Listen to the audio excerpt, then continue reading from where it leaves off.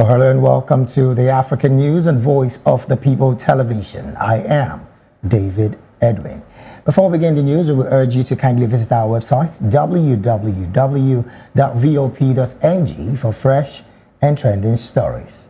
We'll begin the news with the bilateral relations between India and Egypt troops that is ongoing rigorously to combat conditioning and tactical training under the ongoing Joint Special Forces Exercise Cyclone 3 at Mahajan Field Firing Range in Majastant, Bikaner, officials said on Wednesday. According to India's Ministry of Defense, the exercise is meant to strengthen military-to-military relations between India and Egypt by enhancing interoperability, fostering joint operations, and facilitating the exchange of special operations tactics. Exercise Cyclone is held annually, alternating between both countries. The previous edition held in Egypt in January 2024. In the meantime, Egypt is developing a plan to rebuild Gaza without forcing Palestinians out of the Strip, in a counter to Donald Trump's proposal to depopulate the territory so the U.S. can take it over. Egypt's state-run Al-Aram newspaper said the proposal calls for establishing secure areas within Gaza where Palestinians can live initially, while Egyptian and international construction firms remove and rehabilitate the Strip's infrastructure. Egyptian officials have been discussing the plan with European diplomats as well as with Saudi Arabia, Qatar, and the United Arab Emirates, according to two Egyptian officials and Arab and Western diplomats. They are also discussing ways to fund the reconstruction, including an international conference on Gaza reconstruction. And this is according to an Egyptian official and an Arab diplomat. The officials and diplomats spoke on condition of anonymity because the proposal is still being negotiated. The proposal comes after an international uproar over Donald Trump's call for the removal of Gaza's population of some 2 million Palestinians. Trump said the United States will take over the Gaza Strip and rebuild it into a Riviera of the Middle East, though Palestinians would not be allowed back. Palestinians have wildly said they will not leave their homeland, while Egypt, Jordan, backed by Saudi Arabia, have refused Trump's call for them to take in Gaza's population. Rights groups have wildly said the plan amounts to forced expulsion, a war crime. European countries have also largely denounced Trump's plan. In another development, a senior U.S. Republican lawmaker has warned Khalifa Haftar about potential Russian naval expansion in Libya amid escalating concerns over Moscow's military footprint in North Africa. Representative Joe Wilson issued the caution via social media as Haftar began a diplomatic visit to Belarus, where President Alexander Lukashenko offered broad support for cooperation with Libya. During talks in Minsk, Haftar spoke of establishing strategic partnership, particularly in Belarus' industrial and agricultural sectors. The diplomatic engagement coincides with Eastern Libya's Foreign Minister Abdul Hadi al-Wajj preparation of a Libyan-Russian forum for expanded bilateral relations. This development followed the U.S.-Libya Stabilization Act of 2023, which authorizes sanctions in the wake of the Government of National Unity's expired mandates. Moving on, international organizations have called for the European Union to suspend funding to Libya following the discovery of a mass grave in the country's southeastern region. The Libyan Public Prosecutor Office reported on the 9th of February that 28 African migrants' bodies were found in a mass grave near an illegal detention center in the Kufra region, where authorities have discovered migrants living in poor conditions. In a joint statement, organizations including CCFD Terre Solidaire, Human Rights Watch, Sea-Watch, Right Society in Greece, and the Egyptian Human Rights Forum urged EU's action. They cited a European Court of Auditors report that highlighted the failure of EU funding to Libya in addressing human rights concerns. The groups drew parallel with the European Commission's recent review of funding agreements with Tunisia following human rights violation by Tunisian security forces, calling for similar measures in Libya. Away from that report, the National Railway of Zimbabwe, that's the NRZ, has said the driver of a passenger bus involved in a train collision at the Muhashula level crossing in Bulawayo on Wednesday morning failed to stop despite the train sounding its horn. In a statement released on Wednesday, NRZ said the eyewitnesses confirmed the Kobe driver sped past two vehicles and had already stopped to give way to the approaching train, which had been sounding its horn. As a result of the collision, 3 school children were injured and are currently recovering at a local hospital. An earlier report had said the 3 learners aboard the combi had escaped unscathed. Meanwhile, the Department of Employment and Labor in Zimbabwe, that's the DEL, has slapped 38 employers with fines amounting to 68,000 rupees for hiring illegal foreign nationals without valid work permits in contravention to immigration laws. In a parliamentary reply, Minister Noma Kozahana Meth said her department conducts police inspections in collaboration with the Department of Home Affairs and the police. Meth said her department's mandate was to enforce the implementation of labor laws to ensure the protection of workers, while the Department of Home Affairs scrutinized the validity of visas and work permits through the application of immigration laws. In the event of non-compliance with immigration laws, the Department of Home Affairs arrests the non-compliant employers and employees. Met said during the bleeze, 68 employers and 322 foreign nationals were found on the wrong side of the law across the 9 provinces. Meth said that with respect to the 68 employers arrested, each employer paid an admission of goods fine to the amount of 10,000 rupees. The total amount paid in lieu of fines amounting to 680,000 rupees, while the 332 employers were taken to further processing as migration requirements. Met's response showed that Eastern Cape led the pack with 34 employers that flouted the laws and were fined a collective 340,000 rupees, followed by Mpumalanga with 15, Limpopo 8, KwaZulu-Natal 5, and 2 in the Western Cape. Well, joining us now to make sense of these stories and more is Barrister Darlington Agumo, who is Voice of the People TV's in-house political affairs analyst and a barrister by law. Barrister, a very good afternoon to you. Good afternoon, David. How are you? Fine, very well, thank you. How are you doing as well, Barrister? I'm okay. Let's look at the story coming from Libya. Interestingly, quite a number of persons are calling for the EU to stop funding of some parts of Libya, particularly the EU suspending funding to Libya because of the discovery of the mass grave that was found in the country's southeastern region.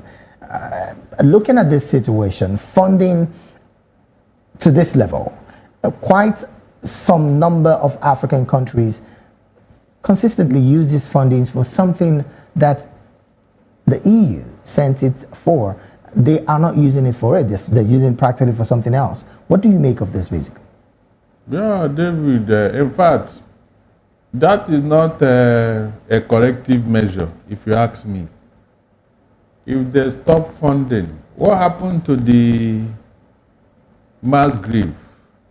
The government of that particular area should be called to account, because I understand there are two governments in Libya. So the one on whose parts this thing was discovered should be called to account. They should know what happened to those people that were buried in that mass grave, so that necessary measures will be taken. It's not enough to stop funding. Okay. Funding does not bring justice to those people who were buried in that mass grave. It doesn't. Now, the Libyan Public Prosecutor Office did report sometime on February the 9th that 28 African migrant bodies were found in that mass grave. And of course, this is around the detention center that's around Kufra region, where it's also been discovered that migrants around that area are living in serious poor conditions. Now, the government in Libya there are two governments in Libya, so to say. The region where this is found, do you think the EU not sending funding in this region would affect any level of development, and of course the charter being signed by Libya as a country with the EU when it comes to support and funding from the European Union? If we have violated the terms of the agreement, why not? Because those mass graves are human beings. Right. They should be accounted for. The government should be called to account for those people because they are migrants, African migrants. And if you ask me, Libya has been so notorious in maltreating migrants who came into their country.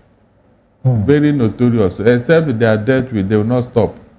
So this mass grave should be a litmus test to check the excesses of Libya, even after Gaddafi have gone. I thought they said that the Gaddafi was the devil himself. How come the people that took over from him are worse? They are worse in human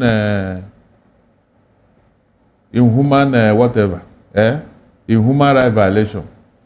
So why would they now say they will stop funding them? It doesn't make any impression to me. It doesn't bring justice to the dead. It doesn't. Let them do something more drastic by calling on those leadership in those areas, even sanction them, or take them to ICC, because this is a crime against humanity. But would the sanction have any effect on these guys that are in this region? Yes, why not? Is that money they are using to live large? Is that money that they are using to perpetrate evil now? So if they don't have enough cash to throw around and do whatever, it contains their excesses. But as it stands, Barrister, Libya is an oil-rich state. I mean, they might not be looking at those money coming from the EU. Some quarters would say. Why did they need the money in the first place if they are self-sufficient? If they are self-sufficient and contented, why did they need the money? They are not the only ones selling oil now. So it's not as if everybody depends on Libyan oil. After all, they are not even a member of the OPEC. So the oil is not enough. After all, they are war-torn countries, so they need all the money to rebuild. Interesting. We're still going to stay with Libya, Barrister, where a senior U.S. Republican lawmaker has warned Khalifa Haftar about potential Russian naval expansion in Libya. There are concerns that Libya is in bed with Russia when it comes to wanting to strengthen their military ties and all of that. But questions now are being asked. Why is the U.S. concerned that Russia is particularly planning to be involved in securing the north part of Africa? You would recall, Barrister, that some countries as well have been calling for Russian support, not just Libya. Now, some quarters will be of the opinion that U.S. is scared that Africa might just be out of their grip. Is that more like what is being seen right now, or are we most likely going to be seeing maybe some level of discussion with the US and Libya? The superpowers are at it again. The Cold War have started in an indirect manner. How about it? Good. Both Russia and US, they are looking for territories in Africa. They are looking for allies in Africa. They are looking for raw materials in Africa. This is what is driving their foreign policy. After all, the government of national unity in Libya, America was involved. America was involved in the agreement, Right. which is about to end anyway. Exactly. And so their fear is that Russia may take over if they don't do something. And that's why they are warning the man to stay clear of Russia. But if you ask me, Russia is more humane when it comes to territorial control. How do you mean, Barrister? Now, Russia only wants you to be loyal to them. They are not interested in plundering your resources. I don't think Russia is notorious for that. They just want you to embrace maybe their kind of politics and all that. That's what Russia is all about. But the US, UK, all these Western nations, they are there to exploit you. Yes, they are there to exploit you. Russia is not good in causing problem in your country in order to plunder your resources. They are not good at that. Russia is just interested in promoting their own political ideology. And that's what they stand for. And does it look like Libya might just be that country that would? Because Libya is a weak state now, they need a superpower to back them. That is the way I look at it. Libya is a weak state. They needed somebody to be behind them in case anything breaks out. And you know there are two governments in Libya. We don't even know the one that is supporting Russia and the one that is supporting US. Just like what happened in North and South Korea. Right. It may end up like that if care is not taken. Libya may end up like North and South Korea if care is not taken, the way they are going. Now, Barrister, what's the political implication of this if Russia should find a way in a major agreement with Libya? The implication is that the man that is down need no fall. Libya is already down, so they needed somebody to help them, rebuild and all that. So the implication is that when the chiefs are down, they may embrace Russian ideology, just like we have in North and South Korea, just to stay afloat and all that. That is the way I'm looking at it. The implication is that you may find a Libyan side, embracing Russia, and another Libyan side embracing US. Now, Barrister, looking at the bigger picture, Russia, like we know, is an oil state. Same with Libya. Is this a major ploy from Russia to want to shut out the US when it comes to distribution of oil produce, as it were, possibly to incapacitate the US, if that is anything to go by? US is equally an oil state, you know that. They have not been exploiting their oil resources. And that's what Donald Trump said he's going to drill and drill and drill. Because over the years, they have not been drilling their oil. Having said that, Russia equally is an oil state. Yes. So they are not coming to exploit the Libyan oil. I've told you, Russia is interested in promoting the ideology. The ideology all over, wherever they find available means. They want allies, people they can use whenever there is need for them. As a superpower, you needed some states that you can call upon in time of crisis and all that. I don't know of any general without a troop. That means you are not a general.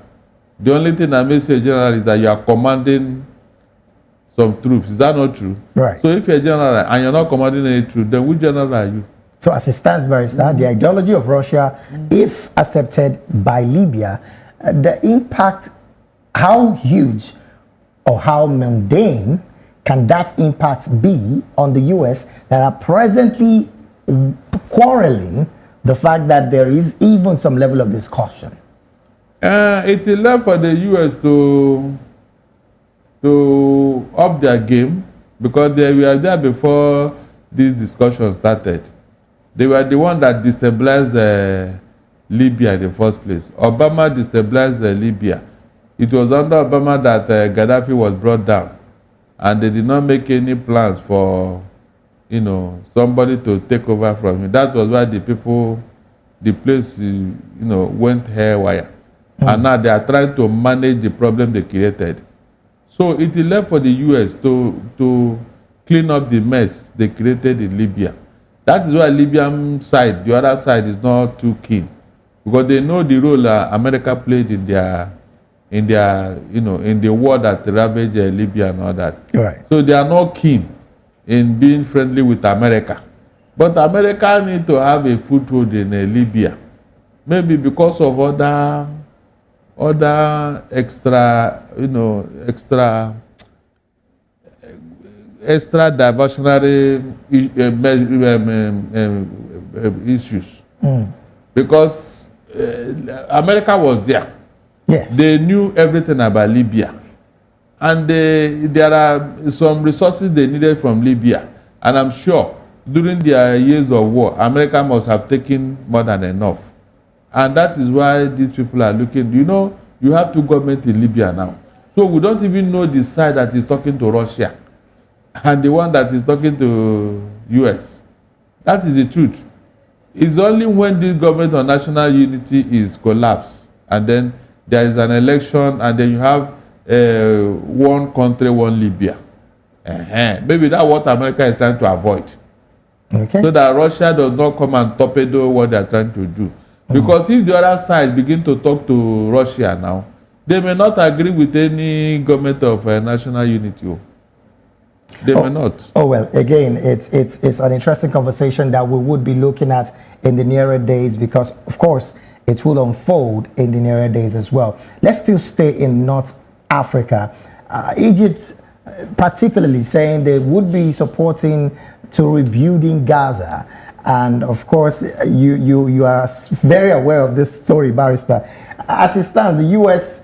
is also saying that they want to depopulate the territory, and maybe, if they can, take over the Gaza Strip.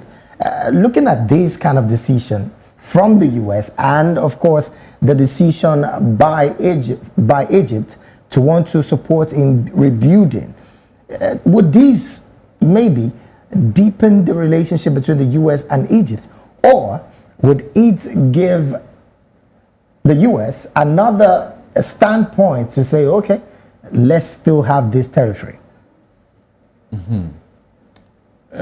Whichever way you look at it, the proposal by Donald Trump will not fly. You think so, Barrister? Because the world has moved on. We don't want to be reminded of the Holocaust or the Second World War, and what history has written about it. I mean, this is forced eviction of people from their ancestral home. Yes. And nobody will tolerate that in this modern age. Nobody. So whichever way you look at it, it will not work. Thank God some people are resisting Donald Trump. As it is now, the people of Palestine, they are helpless. In fact, you can even say that they are stateless. Quite unfortunate. Very unfortunate. And it is man-made, deliberately man-made. By these same Western allies to Israel. I don't know why the world should allow this type of thing to continue to happen. I just don't know why. Maybe because they claim that they are the world power now. All the Western countries that are supporting Israel, they are members of the NATO. and Israel, I mean, in the Palestine and other Middle East countries, Yes. they are equally subservient to America. You know, if you remove the protection America is giving Saudi Arabia and the ruling house, it will collapse. If you remove the oil experts in the whole of Middle East, their oil industry will collapse. So, which leaves Palestinians to a helpless situation. Exactly. So the people that are supposed to help them, their own brothers, they are very reluctant in doing that. Very reluctant. Even if they want to help now, they will not be too forceful about it. Well, let's talk about the help coming from Egypt right now. They have agreed to rebuild the Gaza Strip, but interestingly, they are not agreeing to taking them in. Question right now from some quarters would be, why such a decision? Because the Palestinian people are not even ready to leave their ancestral land.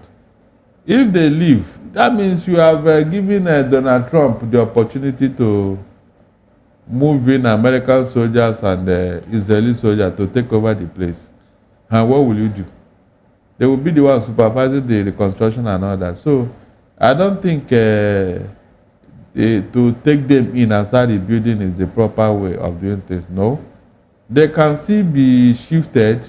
Maybe they will finish one part of the land in reconstruction, then put them there, then face the other side. Just like when they are constructing road, they will block one side while they are working on the other. But Barrister, we're talking about some 2 million Palestinians here and rebuilding the Gaza Strip. Again, one question that comes to mind is, how buoyant is Egypt that even has agreed to help rehabilitate this people? They are not going to do it. You heard what they said. So possibly with the Arab nations collaboration. Yes. And there might be international conference on rebuilding Gaza. Yes. Which will enable other Arab nations to contribute funds to rebuild their brothers' land and all that. But in all, this thing was avoidable. Very, very avoidable. How do you mean, Barrister? Yes. If this notorious Hamas did not enter Israel on that October 7, maybe there wouldn't have been any need for all these things. That is the truth. There wouldn't have been any need for all these things. So it's a lesson. Don't pull a tiger by the tail. Definitely, the tiger will turn back and face you. That's what they did. They pulled the tiger by the tail on that October 7 when they entered Israel land. You know? So I don't know what they are trying to do. You see somebody who is bigger than you, economically, militarily, I mean, diplomatically, in whatever. You now want to go and, pull his tails. Do you think he will start laughing at you? Or he will clap for you for even attempting to do that? So they made a very, risky attempt. Because no matter what they do, the whole Arab nation cannot defeat Israel. They have tried it before, it didn't work. So I don't think they make that mistake again. So that was a major error on the part of the Hamas. Exactly. And that's why the Arab nation did not even interfere. They know what will happen if they do. Iran that even tried to, you go and see, they are even nursing their injury up to today. Iran that tried to. When they saw what happened to Lebanon and Gaza, nobody told them to be very careful. So that's what happened. What I'm even thinking is that the Arab nations should find a way to convince the Hamas to have a two-state solution to this matter. If it means constructing a wall, to demarcate areas of Israel and areas of Palestine. Yes. Maybe they could do that to avoid all this unnecessary, because I know the next generation of Palestinian children will wake up and when they saw and heard and read what happened, they may even want to revenge, because this thing is in their blood. Oh well, Aggression is in their blood. Barrister, history is a major teacher, and maybe from history, if they would read at the time, they would also realize that such action has a major consequence, and the consequence is lives of their people. They may try because they say their father failed. Let them try. That's the truth. Oh, well, we'll keep our eyes on that, and of course, we definitely would be given more updates when it comes because to this is not the first story. time. This is not the first time they have attacked Israel, and they failed. So I don't know why they even made another attempt now. Oh well, thank you so very much, Barrister, for being here. It's a pleasure having you. You are welcome. We're still watching the African News on Voice of the People television. More stories after this break. Right back.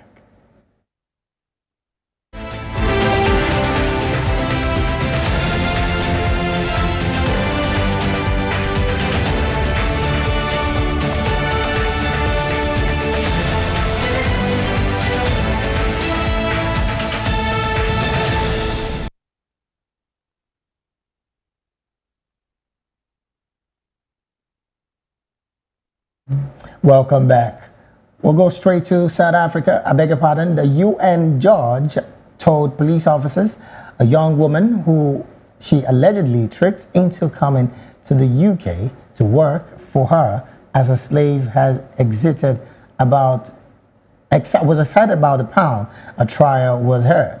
Lindia Mugabe, who denies 4 charges, is accused of taking advantage of her status over her alleged victim in the most egregious way. On Tuesday, jurors at Oxford Crown Court were shown body-worn footage of police officers attending Ms. Mugabe's address in Oxfordshire in 2023. The alleged victim told the officers that Ms. Mugabe would not let her leave the house until she paid her money for her travel to the UK. The woman said she had worked for Ms. Mugabe in Uganda before she was asked to travel to the UK. In pre-recorded evidence, the alleged victim said that Ms. Mugabe had told her that she could find employment outside of her childcare work. Ms. Mugabe denies conspiring to facilitate the commission of a breach of UK immigration law, facilitating travel with a view to exploitation, forcing someone to work, and conspiracy to intimidate a witness. Moving on, Kenya's Retirement Benefits Authority, that's the RBA, has reminded trustees, scheme administrators, and service providers of retirement benefit schemes to submit audited financial statements and pay the retirement benefits levy for the financial year ending December 31st, 2024, in line with legal requirements. In an official notice, RBA emphasized compliance with the Retirement Benefits Act 1997 and its regulations governing financial accountability in the retirement sector. Under Section 34(4) of the Act, schemes must submit audited financial statements within 3 months of the financial year's end, making the March 31st, 2025 deadline mandatory. The authority warned that non-compliance would attract penalties as stipulated in the Act.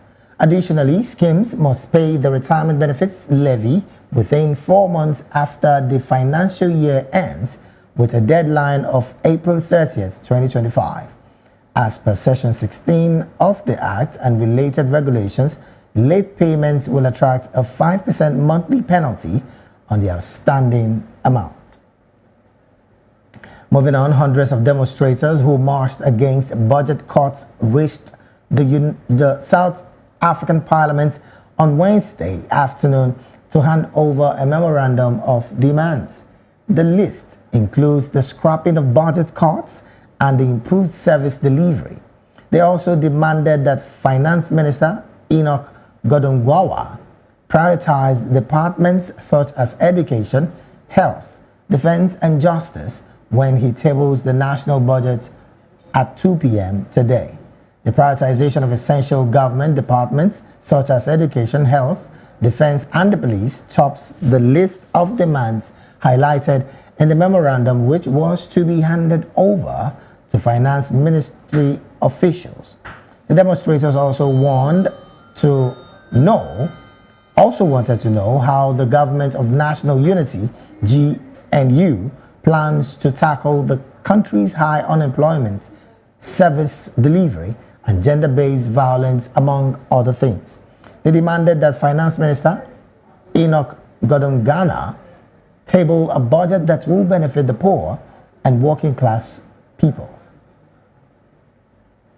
In the meantime, Donald Trump's axing of aid to South Africa in response to land reform policies he says will harm its white minority has raised fears a trade deal may be next, though any such move would hurt the same farmers the U.S. president says he wants to help. Under the African Growth and Opportunities Act, South Africa gets tariff-free quotas of agricultural exports, including wine, citrus, soybeans, sugarcane, and beef. The act makes up about a quarter of its $15 billion annual trade with the United States. That compares with under $440 million in U.S. aid in 2023. Chief economist of the Agricultural Business Chamber of South Africa, Wandile Silobo, said it is not clear whether the exporters are black or white, but only a tenth of farm output is from black farmers. The majority of white farmers have a significant exposure into the U.S. market. Silobo said produce shipped to the United States make up 4% agricultural exports, equal to about $450 million a year, compared with 19% for the European Union and 38% to the rest of Africa. You're still watching the African News on Voice of the People television. More stories in business and sports after this break. Still.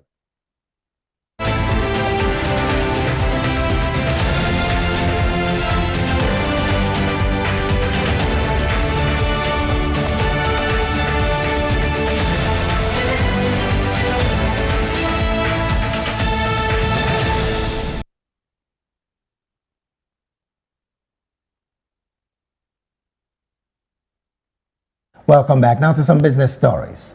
LAM Mozambique Airlines, that's Linhas Aéreas de Mozambique, has suspended its only intercontinental routes to Lisbon and regional flights to Harare, Zimbabwe, and Lusaka, Zambia, citing accumulated losses of $21.3 million on these routes.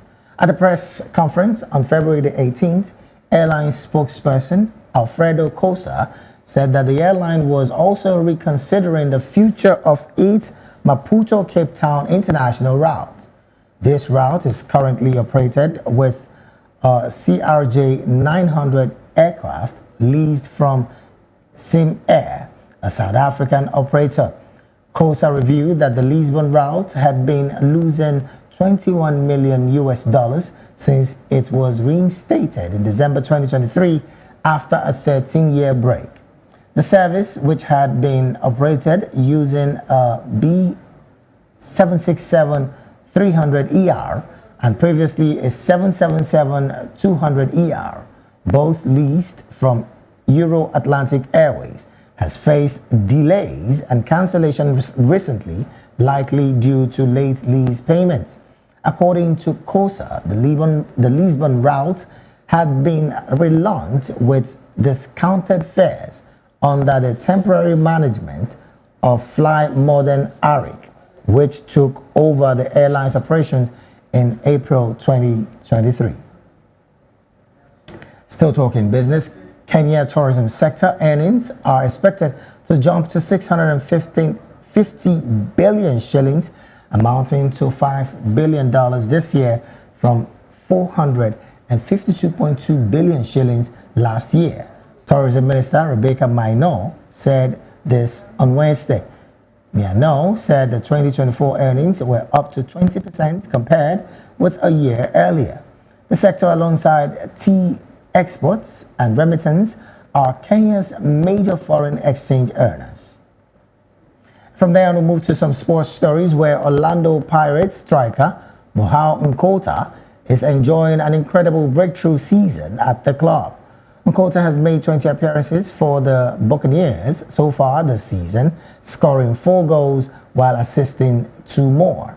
The 20-year-old academy graduate has since been rewarded for his form by landing a lucrative new sponsorship deal with Nike. Nkota is set to become the first South African male footballer to wear the Nike Phantom Lunar Airlight boot. This comes after the winger signed a new 5-year sponsorship deal with the apparel powerhouse. He vowed to immediately leave his position without hesitation if Tunisia do not achieve this goal. And with that sports story, we come to the end of the African news right here on Voice of the People Television. Do well to subscribe to our YouTube channel. On YouTube, we are at Voice of the People TV, and on all other social media platforms, we are at VOP TV Live. Thank you so very much for joining us. I am David Edwin. Do have a good afternoon.